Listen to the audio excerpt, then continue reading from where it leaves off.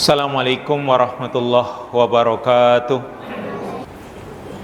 Innal hamdalillah nahmaduhu wa nasta'inuhu wa nastaghfiruh wa na'udzu billahi min syururi anfusina wa sayyiati a'malina. Man yahdihillahu fala mudhillalah wa man yudlil fala hadiyalah. Asyhadu an la ilaha illallah wahdahu la syarikalah wa asyhadu anna Muhammadan abduhu wa rasuluh. Ya ayyuhalladzina amanu taqullaha haqqa tuqatih wa la tamutunna illa wa antum muslimun. Ya ayyuhan nasu taqu rabbakumul ladzi khalaqakum min nafsin wahidah wa khalaqa minha zawjaha wa batha minhuma rijalan katsiran wa nisaa'a wattaqullaha alladzi tasaaluna bihi wal arham innallaha kana 'alaikum raqiba. Ya ayyuhalladzina amanu taqullaha wa qulu qawlan sadida yuslih lakum a'malakum wa yaghfir lakum dhunubakum wa may yuti'illaha wa rasulahu faqad faza fawzan 'azima. Amma ba'du fa inna asdaqal haditsi kitabullah wa khairal hadyi hadyu Muhammadin sallallahu alaihi wa alihi wasallam wa syarral umuri muhdatsatuha fa inna kulla muhdatsatin fid dini bid'ah wa kulla bid'atin dhalalah wa kullu dhalalatin finnar. Ma'asyiral muslimin, ikhwatal kiram, a'azanallahu jami'an.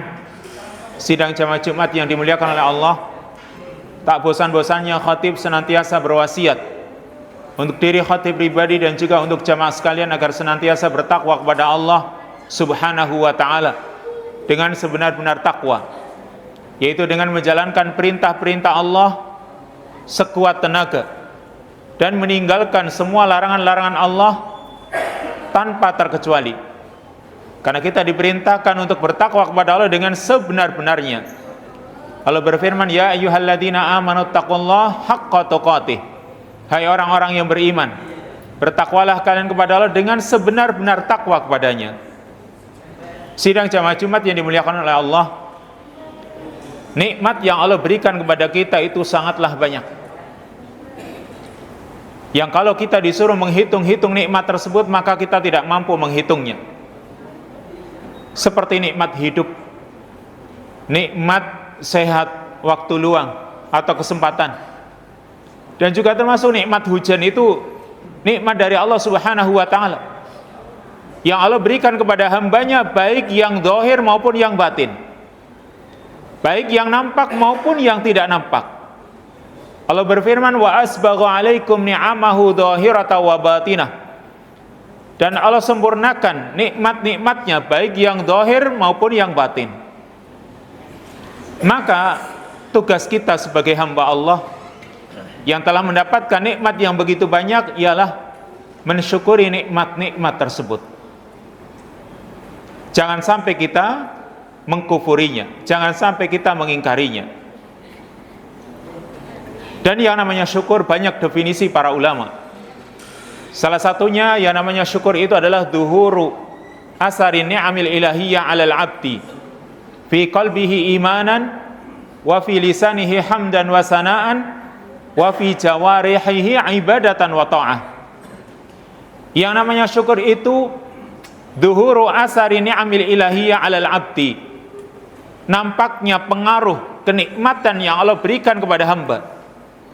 Artinya kenikmatan yang Allah berikan kepada hamba itu nampak, yaitu fi qalbihi imanan, di dalam hatinya berupa keimanan, wa fi lisanihi hamdan wa sana'an, dan pada lisannya ada pujian dan mengulang-ulang pujian, wa fi jawarihi ibadatan wa ta'ah, dan pada anggota badannya adanya ibadah dan ketaatan. Dan sebenarnya masih banyak definisi atau ta'rif tentang syukur yang disampaikan oleh para ulama.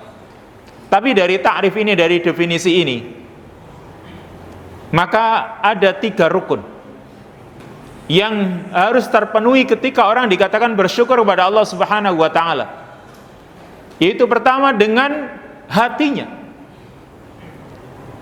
Ketika orang bersyukur dengan hatinya, yaitu dia mengakui itu nikmat, lalu menyandarkan nikmat itu kepada sang pemberi nikmat, yaitu Allah Subhanahu wa ta'ala.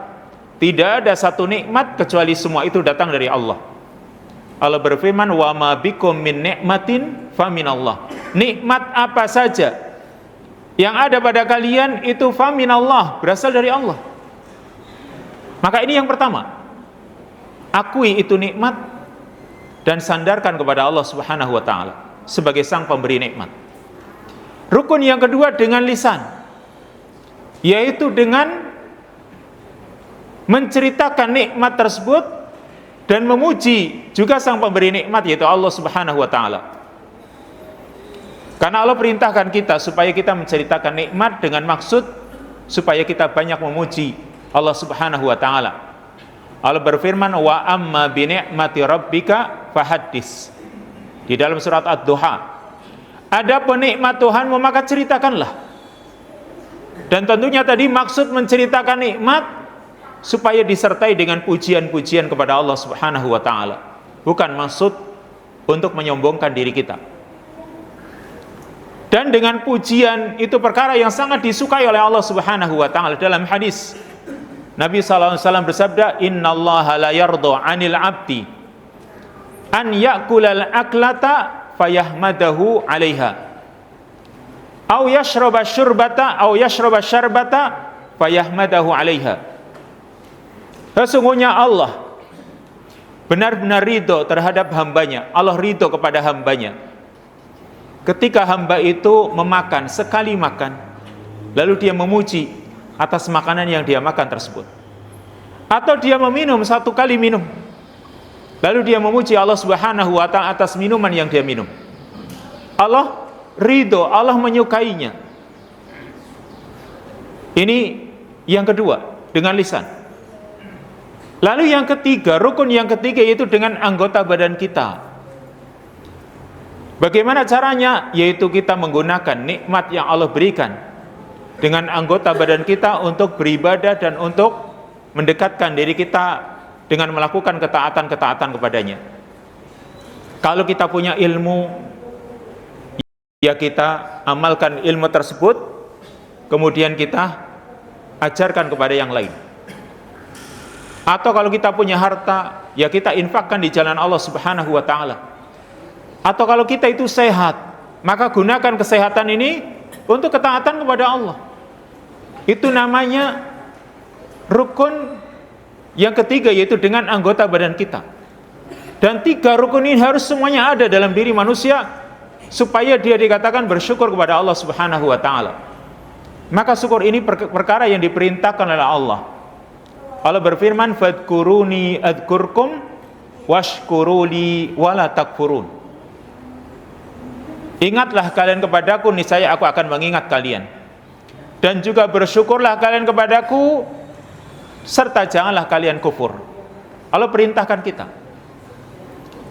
Lalu yang jadi pertanyaan, mengapa kita harus bersyukur kepada Allah Subhanahu wa ta'ala? Perkara yang sangat penting. Karena kalau kita tidak bersyukur kepada Allah, maka nikmat yang Allah berikan kepada kita bisa menjadi bencana, bisa membinasakan kita. Sebaliknya, kalau kita mensyukuri nikmat Allah, kita bersyukur atas nikmat yang Allah berikan, maka akan menjadi tetap nikmat tersebut, bahkan bisa bertambah. Karena Allah sendiri sudah menyatakan, wa itta'adzana rabbukum la in syakartum la azidannakum wala in kafartum inna adzabi lasyadid.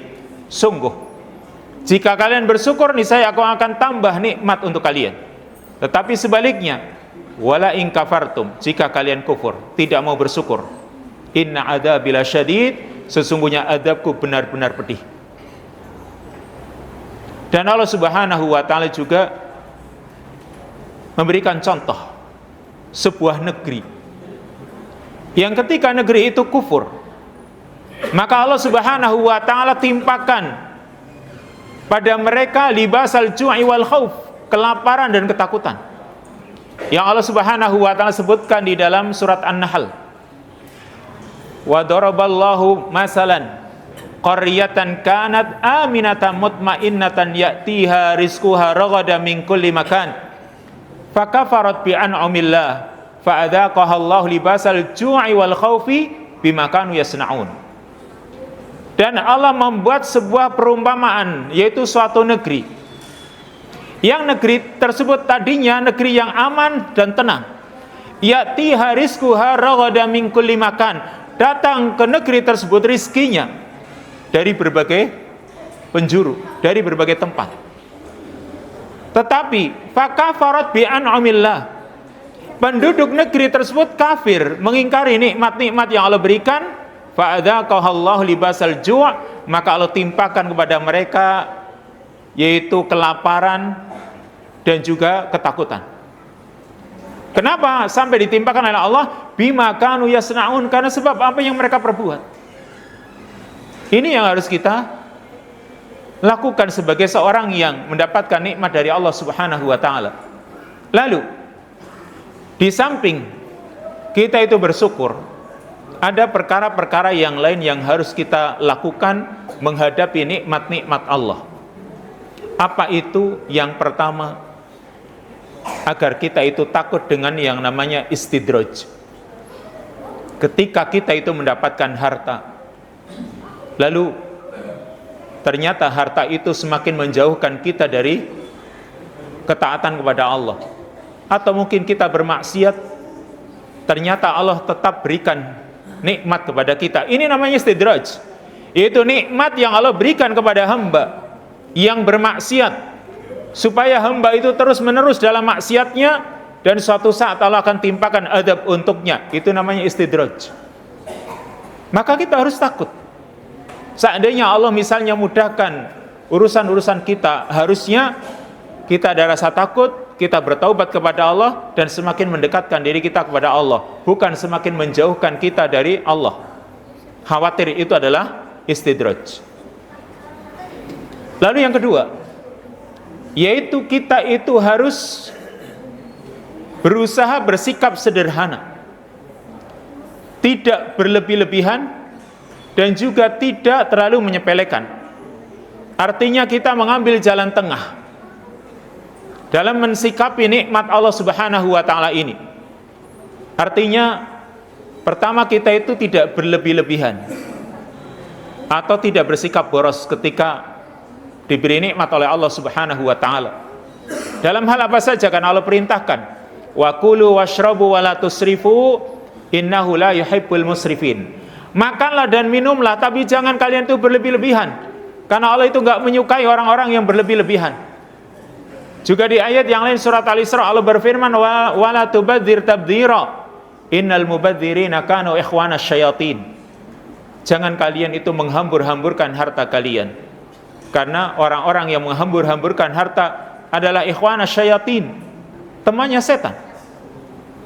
Ini dari satu sisi kita itu jangan berlebih-lebihan, dan di sisi yang lain kita juga jangan bakhil, jangan pelit untuk menginfakkan harta kita. Karena jangan sampai orang yang merasa bakhil itu baik, bakhil itu sesuatu yang tidak baik. Kata Allah dalam surat Ali Imran, wala yahsabannal ladzina yabkhaluna bima atahumullah huwa khairul lahum bal huwa syarrul lahum. Janganlah sekali-kali orang yang bakhil dengan apa yang Allah berikan kepada mereka itu menganggap itu baik. Kata Allah, bal huwa syarrul lahum, itu jelek bagi mereka. Makanya kita ambil jalan tengah. Dan Allah sendiri juga mengatakan, wala taj'al yadaka maghlulatan ila unukika wala tabsudha kullal basti. Jangan kamu jadikan tanganmu itu terbelenggu ke leher. Maksudnya jangan kalian itu bakhil atau pelit.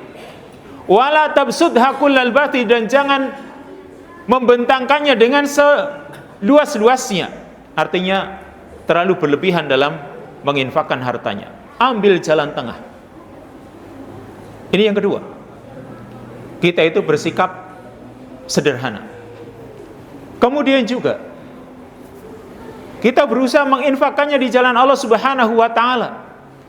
Karena barangkali dari nikmat yang Allah berikan kepada kita, di situ ada hak orang-orang yang fakir, orang-orang yang miskin, atau orang-orang yang tidak mendapatkan harta. Kata Allah dalam surat Adz-Dzariyat, wa fi amwalihim haqqul lis-sa'ili wal mahrum. Dan di dalam harta mereka ada hak bagi orang-orang yang meminta, dan juga orang-orang yang tidak mendapatkan rizki, tidak mendapatkan harta. maka kita berusaha untuk menginfakkan harta kita di jalan Allah. Dan juga perkara-perkara yang lain yang berkaitan dengan mensikapi nikmat yang Allah berikan kepada kita. Barakallahu li wa lakum fil Qur'anil azim wa nafa'ani wa iyyakum bima fihi minal ayati wa dzikril hakim wa taqabbal minni tilawatahu innahu huwas samiul alim.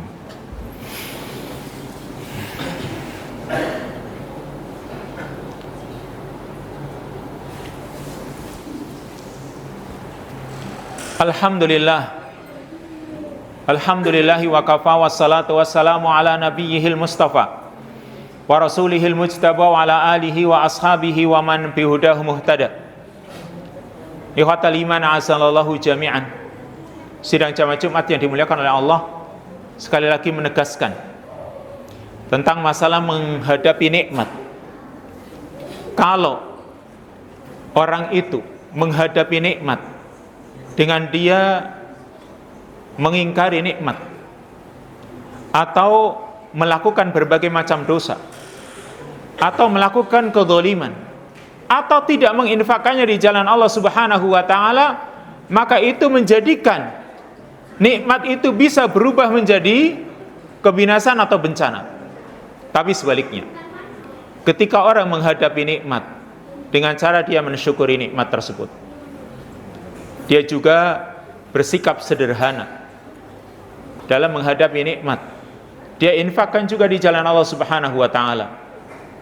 Serta dia tidak lupa untuk senantiasa mengingat kalau itu sebuah kenikmatan, lalu menyandarkannya kepada Allah, tidak bersikap sombong di hadapan manusia-manusia yang lain. Maka semoga itu menjadi bentuk syukur yang akan menjadikan nikmat itu bertambah atau minimal kenikmatan itu tetap ada dalam diri kita. Innallaha wa malaikatahu yusholluna 'alan nabi ya ayyuhalladzina amanu shallu 'alaihi wa sallimu taslima. Allahumma shalli 'ala Muhammad wa 'ala ali Muhammad kama shallaita 'ala Ibrahim wa 'ala ali Ibrahim innaka Hamidum Majid.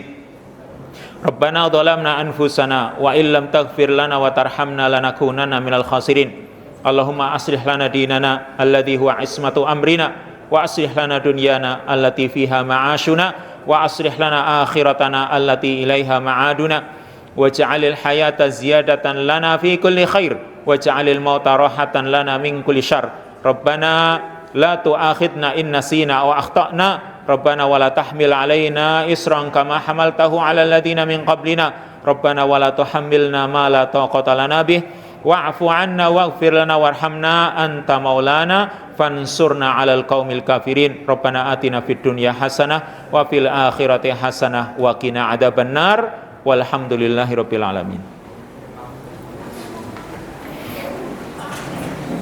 Allahu akbar.